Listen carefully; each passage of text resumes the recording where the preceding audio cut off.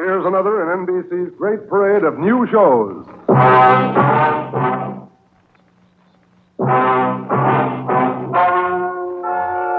Ladies and gentlemen, the story you are about to hear is true. Only the names have been changed to protect the innocent. NBC brings you Dragnet.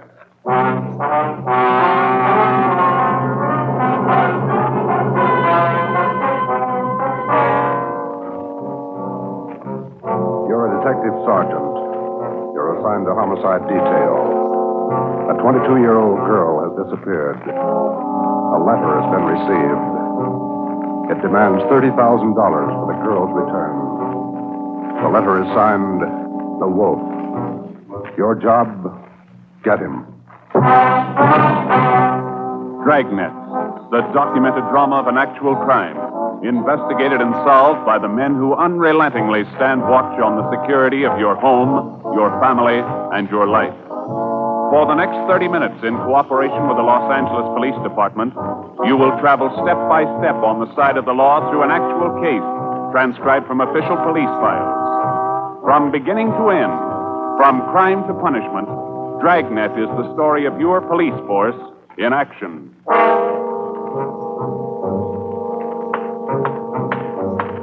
It was Tuesday, October 18th. It was cloudy in Los Angeles. We were working the night watch out of homicide. My partner's Ben Romero. The boss is Ed Backstrand, chief of detectives. My name's Friday. I was on the way back from the stats office, and it was 3:26 a.m. when I got to room 42. Homicide. Got those mugs you asked for, Joe. Here they are. Thanks, Harris. Backstrand leave yet? In a minute, I'm going out with him. What's the address out there, the Sullivan place? 814 Castro Boulevard. You go straight out Santa Monica, take a left at Castro. I remember. You ready, Chief? Yeah, man. Friday, you call Romero yet? Right now. Get on it. This one we don't fool with. Yeah. Come on, Harris.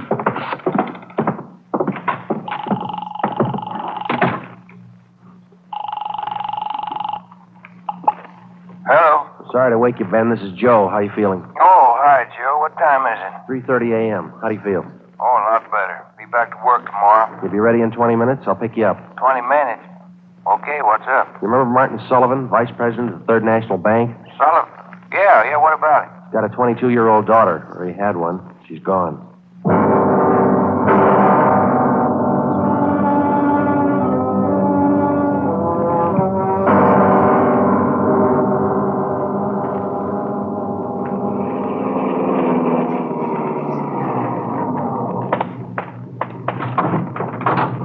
Look, you made good time, Joe. Where are we headed? Sullivan home out on Castro Boulevard. Ed's out there now with Harris. Any leads to work on? No, nothing so far. The girl disappeared a little before 1 o'clock yesterday afternoon. At 11 last night, he got a letter. They want $30,000. Sullivan hasn't got that kind of money. Yeah, I know it. Poor guy's almost out of his mind. Fill me in. How did it happen? Well, the guy took the girl out of business school. He had her called out of class. Told her father was sick, said he was a friend of the family. Well, how about the teachers? What was their story? Said the girl didn't want to go with the man at first, but he finally talked her into it. Kept telling her father was dying. That's about as low as they come. Yeah. Did he use a car? Witnesses said it was a blue sedan. They didn't get the license number or the make. Did they remember what the guy looked like? About 5'9", 160, brown suit, dark hair. Nothing else? No. Here's a copy of the letter. The usual. Read it. Yeah. I have your daughter, Judy. Get, what's that? $30,000. $30,000 quick if you want her back alive. Don't call police or I'll kill her. Contact you later. Signed, what was it? The Wolf. Oh, Wolf. Huh? I could think of a better name. Come on, here we are. Who's got the original note, Joe? Lee Jones down at the crime lab. He's checking it for prints and handwriting. Well, if he was... Oh, hi, David. Right on the house, boys. Just wait for you. Thanks, Dave.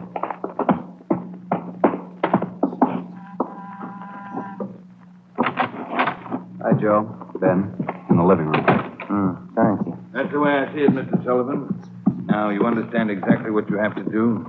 Yes, sir. I'll do as you say. All right. Here are the two men who will help you.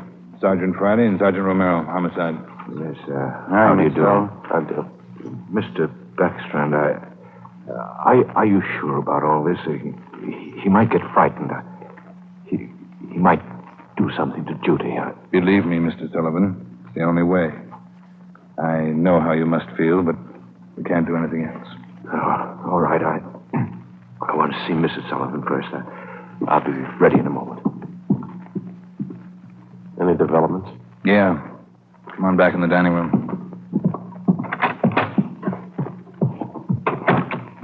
There it is on the table. Second note from the guy. Telegram. When'd this come? About half an hour ago. Guy phoned it into Western Union from a public booth. Couldn't trace it. I see, Joe. Yeah. Be at Elysian Park, 5 o'clock this morning, near Balkan Drive.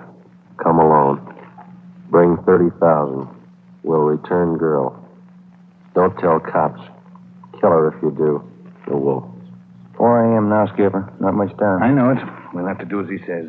No other way. Then Sullivan's going out there alone? You're going with him, you and Romero. You'll be hidden out in the trunk of the car. Any plan? Get him. That's all.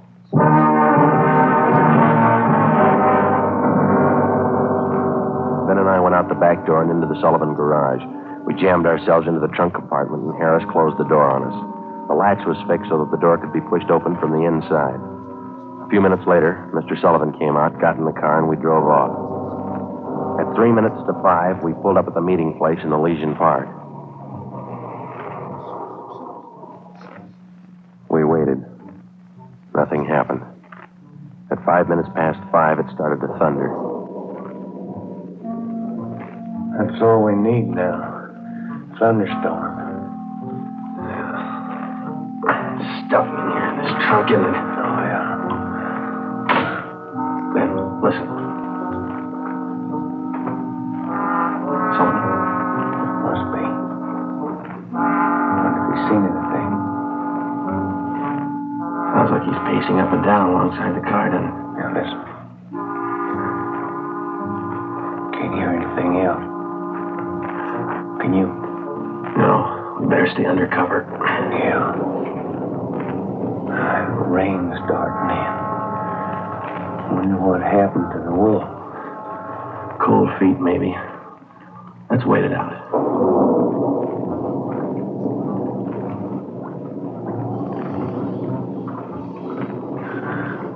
Joe. Yeah. What time you got now? Move over a little. Let me get my watch. Yeah. A little past 5:30. Sergeant. Mr. Sullivan? Yes. Do you think he's coming? It's late. It's getting daylight. We better wait it out, Mr. Sullivan. Now, look, don't come back here again. If he's watching, you might tip him off. Oh, all right. All right. Poor guy. Joe. Yeah, I hear you. Coming up the road toward us. It's stopping. Yeah. Coming over to our car. You ready? Right. Talking with Sullivan. They're coming back here. Now watch it. Brandy, Romero. That you, Ed? Yeah, the meeting's off. Come on out. All right. Got a cramp in my leg. Well, I'm cramped all over. Mr. Sullivan, drive back home. We'll contact you there. All right, Chief. Ben, Joe, come on over to the car. What's the story, Ed? The guy had no intention of following through with this meeting tonight. Well, how come? He told us. Phoned at 5 o'clock. Tried to trace the call. He wouldn't stay on the line long enough. What do you have to say? He wanted more money. Bragged about how smart he was. How we'd never get him. Well, he knows Sullivan's called in the police. Sure. Said he didn't care. We'd never get him anyway. Yeah, pretty cocky. Pretty smart. Take my word for it. He's no dummy. Control 1 to 80K. Control 1 I'll get it. 80K. 80K to Control 1. 80K to Control 1. Go ahead. 80K, go to your office. Code 3. Go to your office. Code 3. GMA 367. All right, Romero. Let's roll.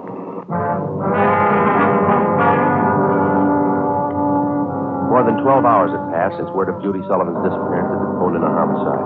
During that time, an all-points bulletin containing the descriptions of the suspect, his car, and the girl had been sent out on the teletype to law enforcement agencies throughout the area. The same descriptions were broadcast over the police radio every hour. The Sullivan home had been placed under strict surveillance, and Mr. Sullivan instructed not to contact the suspect without knowledge of the police. He'd raised almost $10,000 in cash to buy him off. The serial number on each one of the bills had been copied by a police stenographer and then rechecked by a homicide officer. So far, the Wolf, as he called himself, had made 3 separate contacts, but he'd covered his tracks well. We knew that he was somewhere in the city, 500 square miles of it, and we knew we had to find him fast. It was 18 minutes past 6 when we got back to homicide. Hi, Chief. Fellas. You got something for us, Mac? Here, this letter. Special delivery. Came in about 25 minutes Can ago. I see that, Mike?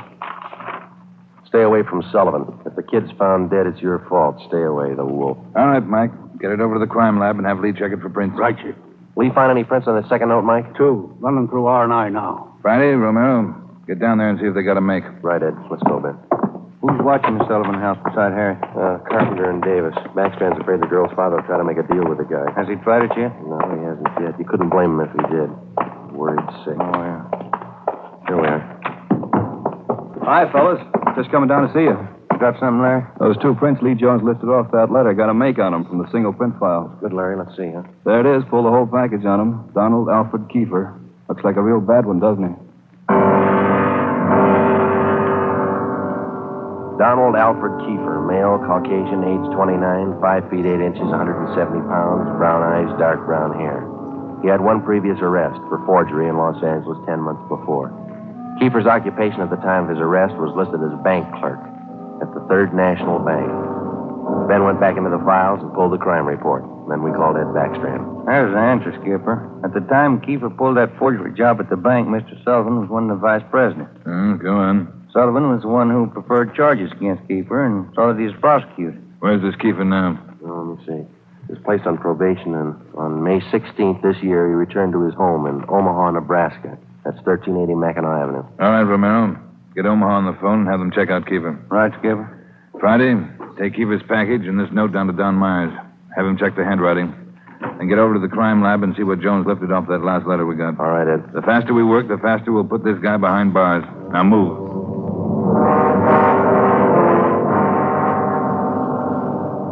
How's the writing compared, Don? What'd you find? Yeah, looks good.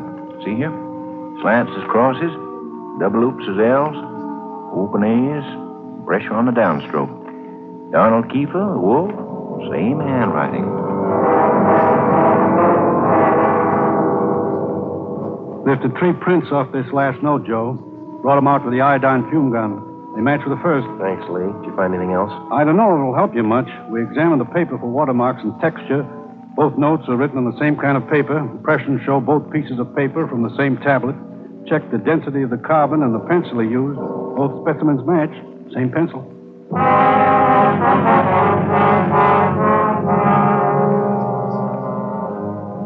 By mid-afternoon, Donald Kiefer's description had been broadcast throughout the area. Bulletins were dispatched to all departments, and an APB was teletyped for the entire state. Men were stationed at every post office in the city to watch for notes that might come through the mail. The bus depots, railroad terminals, the airports, and all the main roads leading out of the city were under strict surveillance. The entire Los Angeles area was broken down into single square-mile districts, and a house-to-house canvass was started. A squad of men were assigned to cover each square mile. Outlying towns and cities were requested to do the same. By 5 o'clock that afternoon, the greatest Dragnet operation in the history of the city was underway. We were sure Donald Kiefer was somewhere inside. At 12 minutes past 5, Ben got the call back from the Omaha police. Yeah, I got it. 6 X-ray 419. Nebraska plate, right. Well, thank you a lot. Yeah, bye. They had a make on the car. Lots more. The Omaha cops looking for Kiefer, too. Want him for a robbery there 2 months ago. Yeah? In that robbery, he used a stolen 1939 blue sedan. Nebraska license plate, 6 X-ray 419. How about his family and his friends back there? They all been checked? Yeah. Well, get that car description to communications, huh? APB, teletype, and broadcast. I'll tell Ed. Yeah, right, Joe. Friday, Romero. Yeah, Ed. What are you tied up with? Well, just got a call from Omaha. Make on Kiefer in the car. Give it to me. You two get out to the Sullivan house fast as you can. See Harris. What's happened, Skipper? Martin Sullivan's disappeared. All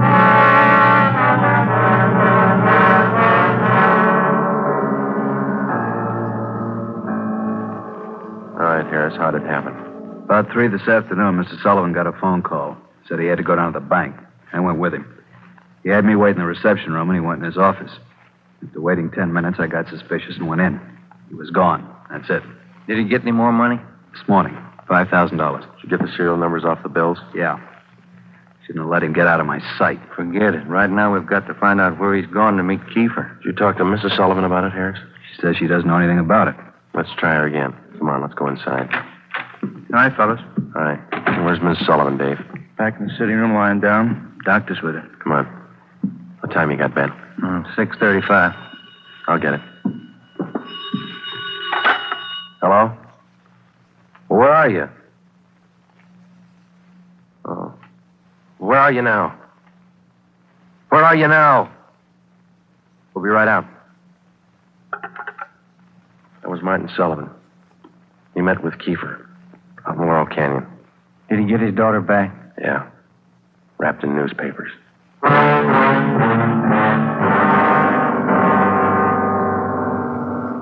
All cars in the area were notified that a contact had been made with Kiefer. We got in the car and drove out to Laurel Canyon. The entire area had been blocked off. We found Martin Sullivan standing in the middle of the road at the end of East Winding Way. 500 feet down the hill was a private residence where Sullivan had telephoned us. It was the only building in the immediate vicinity. A few yards beyond the point where East Winding Way ended, back in a clump of tall grass, we found the body of Martin Sullivan's daughter. We notified the crime lab, Chief Backstrand in the coroner. Despite a severe state of emotional shock, Martin Sullivan tried to tell us the story. He said Judy was all right. I believed him. I wanted her back. Judy. I tricked the officer, the one watching me. He said, come along, no police. Did you see his car, Mr. Sullivan? I wanted her back. I wanted Judy back. I did as he said. I drove here at 6 o'clock and I waited. I put the money on the front seat like he said. Did he get the money, Mr. Sullivan? And I got out, left parking lights on. I stood up there by the end of the road, waiting. Mr. Sullivan. Then he drove up. He took the money. Then he came up to me. He had a gun. I wanted Judy back. He had a gun. Did you see his car? He said she was up there, beyond the road, tied to a tree. I wanted her back. Mr. Sullivan, did you see his car? I went to look for Judy. He drove away. She wasn't there. By the tree. Couldn't find her. On the way back, I saw her bundle on the way back.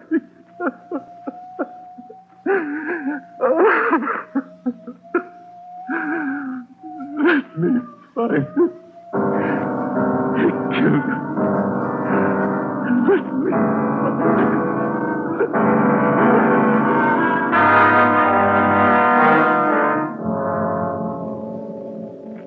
Before he went into a state of complete collapse, we showed Martin Sullivan a picture of Donald Alfred Kiefer.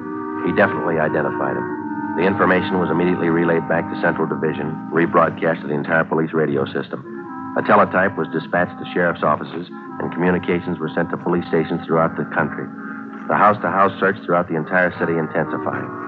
The dragnet in which we hoped to trap Donald Kiefer was drawing slowly inward. It was 12 midnight. Next street, Sullivan girl murder. Next street, read all about it. Citizens join search for killer. Friday, did the papers get a list of the numbers on that ransom money? Yeah, got them in the final net edition. 2.5 pages of serial numbers. Gave it a big spread. Look at these pictures of Kiefer here, all over the front page. The more the better, Romero. I hope this town never forgets that face. Good reminder. You don't make deals with killers. Hi, fellas. Come on over. Find anything yet, Lee? Just checking over these towels here. Found them wrapped around the girl's body, inside the papers. Funny thing about those papers, What's that, Lee? they're all yesterday's. Every story about the girl's disappearance has been clipped out. Maybe the guy's making up a scrapbook. How about the towels, Jones? Any laundry marks? Not a one so far, Ed. Every one of them was clipped off. Pretty smart. The morgue post the body in? They're doing it now. Yeah, nasty one. Yeah. Did you get any footprints or tire marks out where they found the body? Lots of them, all cast. Bossy and Taylor are checking them. Not one thing. What is it, Jones? I don't know. Under the seam here. This towel. Wait a minute. Joe, that pair of snippers there. Yeah. Here you are. Thanks. Just back under the seam. There. That's one tag he missed. Any markings, Lee? Yeah. Greenway Apartments, Los Angeles.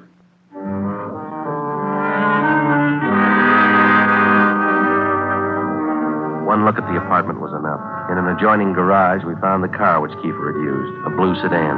Nebraska license plate 6X-ray 419. When we got back to the office, Chief Backstrand immediately issued a cancellation of the want order for the blue sedan, and then he ordered a detail of men to stake out the car in the event Kiefer decided to come back for it. Here's the coroner's report, Joe. Oh, let's see it. Cause of death, strangulation. Time of death, Monday, October 18th, approximately 2 p.m. 1 hour after he grabbed her? That can't be right. Skipper in his office? No, he's out for a minute. Hey, Joe, Ben, take the call off 2503, will you? Thanks, Mike. Right. Would you give me the call on 2503, please? Thanks.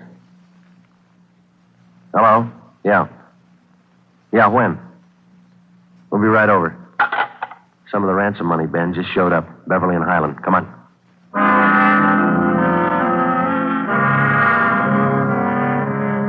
The man's name was Ralph Donahue. He operated a used car lot on the corner of Beverly and Highland. He told us that early that morning he sold a dark blue late model coupe to a man who gave his name as Fred Sims. The man paid for the car in cash. Donahue told us that he checked the serial numbers on the bills after the man had driven away.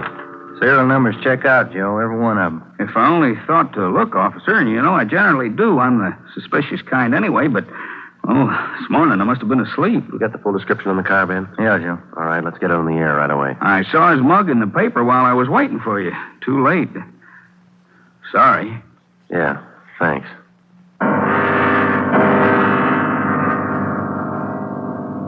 At 10 minutes past 3 that afternoon, another piece of the ransom money turned up at a busy downtown department store. The clerk was unable to remember who gave her the bill. The detail throughout the general downtown area was strengthened. The house-to-house search of the entire city for Judy Sullivan's murderer went on. The afternoon dragged into the early evening. At 20 minutes to 7, Ben and I had a hamburger and a cup of coffee in the drugstore at East Broadway and 3rd. And then we got back in the car, checked with communications, and started cruising the neighborhood again. At 9 minutes to 8, a man answering the description of Donald Kiefer was seen crossing Sunset Boulevard just below Highland. 7 minutes later, the same man was reported near the intersection of Hollywood Boulevard and Las Palmas. Communications relayed the information. At 21 minutes past 8, our car, 80K, along with a dozen others, were concentrated in the Hollywood Boulevard area from Gower Street to La Brea, Franklin Avenue to Santa Monica Boulevard. At 24 minutes past 8, another piece of the ransom money was passed at a cigar store on the corner of Hollywood Boulevard and Hawthorne Street. The number of men and radio cars in the area was redoubled. Plainclothes officers were stationed at every intersection to keep an eye on pedestrian traffic. At 18 minutes to 9, the dark blue coupe which Kiefer had bought that morning was spotted parked in an alley just below Hollywood Boulevard and Coenga. We called Ed Backstrand. City Hall. 2503. 2503. Chief of Detectives Office, Anna. This is Friday, Mike. Chief there? Yeah, wait a minute. Just going out the door. Ed, it's for you. Backstrand? Friday, Ed. Just spotted Kiefer's car, the one he bought this morning, parked in an alley off Coenga. Harris and I are on our way up there now. We'll take care of the car. You take care of this call. Just came in. What do you got? The theater on the corner of Hollywood Boulevard and Fairview. The girl in the box office just took in a $10 ransom bill. Yeah? She got a good look at the man who passed the bill. She says it's Kiefer.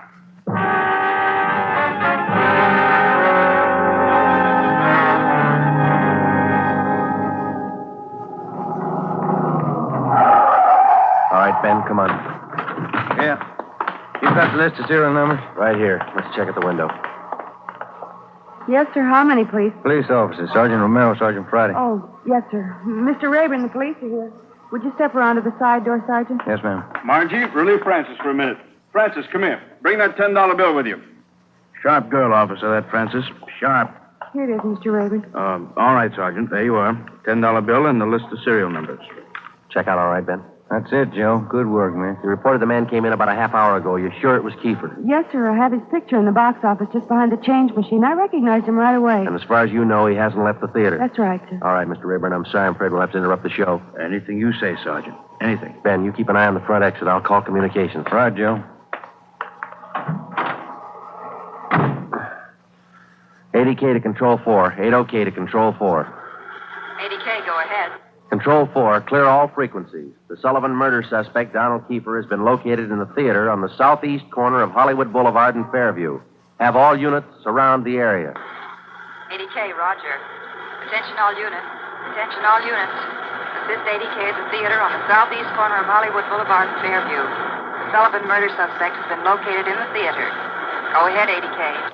Control 4, have all units converge in the general area, Hollywood Boulevard and Fairview. Unit 62R to block off the intersection at Hollywood Boulevard and North Cherokee. Stop all pedestrian and vehicular traffic. Unit 61A to block the intersection at Hollywood Boulevard and Hudson Street. Stop all pedestrian and vehicular traffic. Unit 71 and 72R to block the alley behind the theater. Unit 66 and 67R to assist at main entrance to the theater.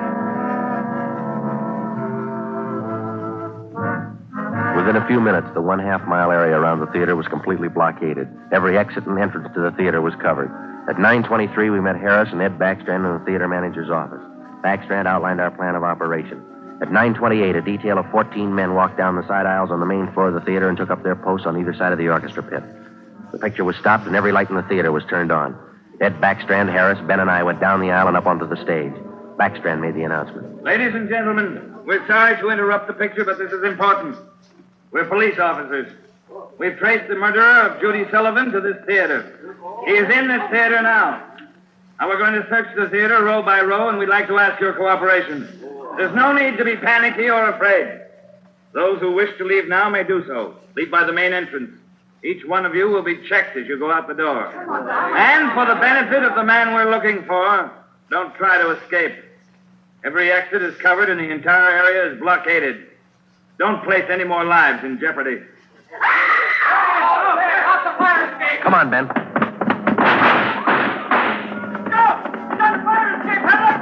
Backstage, Joe. We can make it from there. All right, let's go. Come on, hustle it, Ben. Yeah. The next building. You'll probably try to jump for it. All right, watch it. I think this door leads out to the roof. There he goes. All right, Keeper, hold it. Don't shoot, I give up. Throw your gun down. Over here. Don't shoot. Don't. Let's get him. All right, coppers. I got it figured. They won't top me for this. Didn't know what I was doing. Put the cuffs on him, Ben. Get away from me, you crumb! You shouldn't have hit him, Keeper.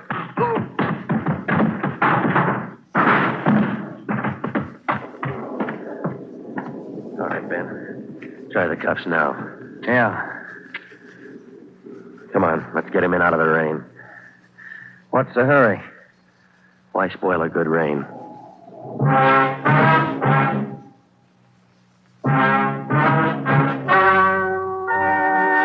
The story you have just heard is true.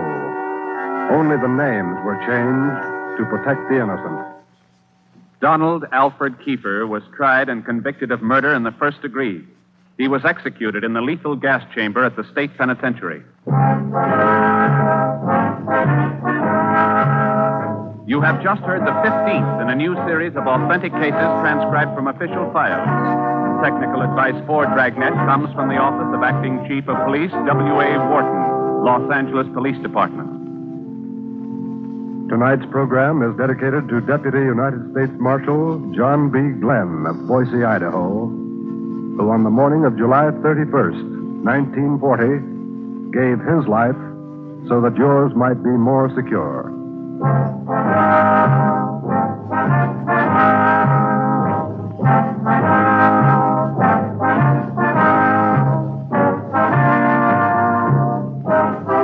Dragnet came to you from Los Angeles. Theater Guild on the Air returns tomorrow night on NBC.